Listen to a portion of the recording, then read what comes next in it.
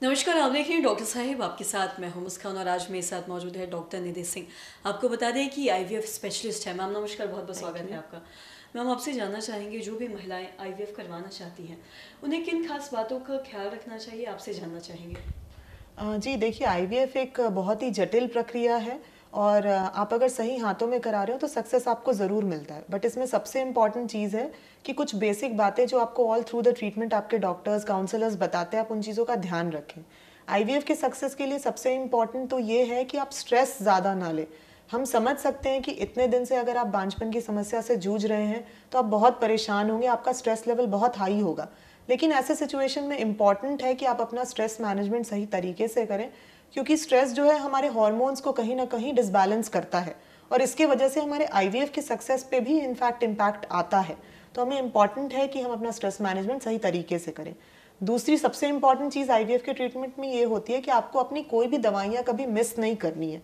कभी गलती से कोई दवाइयाँ छूट जाएं, आपसे कोई गलती हो जाए, आपको वो दवाइयाँ छूटी हुई डॉक्टर को हमेशा शेयर करनी है।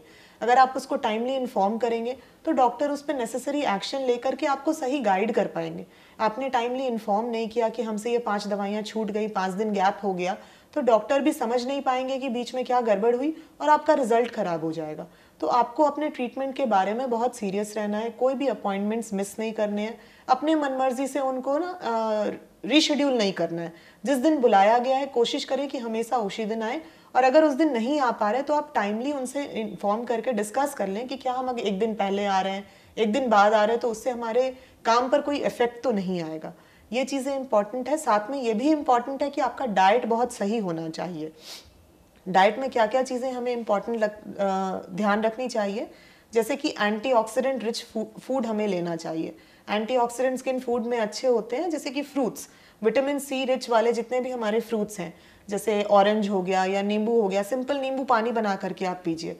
दूसरी चीज़ हो गई कि हरे पत्तेदार सब्जियां अगर हम खाते हैं, ओमेगा 3 रिच आजकल इतने सीड्स चल रहे हैं, चिया सीड्स हैं, फ्लैक्स सीड्स हैं, आप ये सारी सीड्स का इस्तेमाल करते हैं। साथ में आपको डाइटरी फाइबर्स अच्छे होने चाहिए, कॉन्स्टिपेशन नहीं होना चाहिए। तो इन चीज़ों से आपका मेटाबॉलिज्म सही मेंटेन रहता है और आपके मेडिसिन की अब्जॉर्प्शन सही होती है, तो आपका आईवीएफ का प्रोसेस काफ़ी स्मूथ चलता है। प्रोटीन रिच डाइट भी होना ज़रूरी है, ऑयली फैटी फूड कम रखना है, excess sugar, excess salt, processed food, junk food, इन सब चीज़ों का कंजम्पशन कम करना है।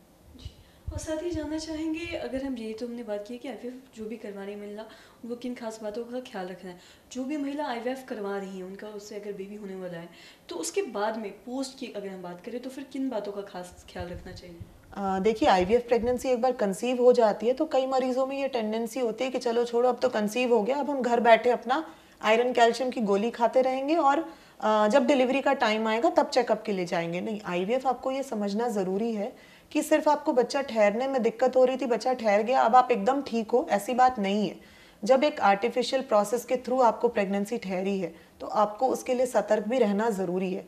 टाइम टू टाइम जो एंटीनेटल चेकअप्स हैं आप अपने डॉक्टर के पास कराएं, एक अच्छे एक्सपीरियंस गायनेकोलॉजिस्ट के पास अपना चेकअप कराएं, टाइमली अल्ट्रासाउंड्स कराएं, और जो मेडिसिन आपको सजेस्ट की गई हैं हो सकता है आम प्रेगनेंसी से थोड़ी ज़्यादा हो और वो समय के साथ साथ घट जाती हैं, तो उनको फॉलो ज़रूर करें, अपने मर्जी से अपने ट्रीटमेंट में कुछ मॉडिफिकेशंस ना करें। जी। और साथ ही अगर हम खान पान की बात करें तो किसी खान पान में भी कुछ ऐसा है जो ऐड करना है, या फिर जो चीज़ें नहीं खानी है, कुछ ऐसा आप बताना चाहें। प्रेगनेंसी ठहरने के बाद देखिए, हम लोग फर्स्ट 3 मंथ्स में यूजुअली हमारे बड़े बुजुर्गों का कहना है और हम लोग भी अब पेशेंट्स को सजेस्ट करते हैं कि ठीक है, आप खट्टे फल जैसे कि अनानास ना खाएं या फिर पपीता ना खाएं, किशमिश ना खाएं। साइंटिफिकली कुछ ऐसे रीजंस नहीं मिले हैं कि इन चीज़ों को खाने से प्रेगनेंसी पे बहुत हार्म होता है, बट अदरवाइज भी इन चीज़ों के लिए, चूँकि एक एंशिएंट टाइम से ये चला आ रहा है, तो हमारा भी फर्ज बनता है कि हम इनको कंटिन्यू करने बोलें। और पेशेंट्स को बहुत ज़्यादा ना एक टेंडेंसी यहाँ पर हमने देखा कि ड्राई फ्रूट्स खाने की हैबिट होती है।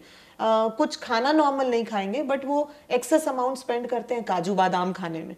काजू बादाम से ज़्यादा इंपॉर्टेंट है आप अच्छा डाइट लें जिसमें फाइबर, प्रोटीन, सारी चीज़ों का एक बैलेंस हो। उससे क्या है कि आपका ऑटोमेटिकली बच्चे का ग्रोथ अच्छा रहेगा, आपका न्यूट्रिशन बस मेंटेन होना चाहिए। बहुत बहुत शुक्रिया तमाम जानकारी देने के लिए। तो आशा करते हैं दर्शकों की जो तमाम जानकारी है आपके लिए लाभदायक रही हो।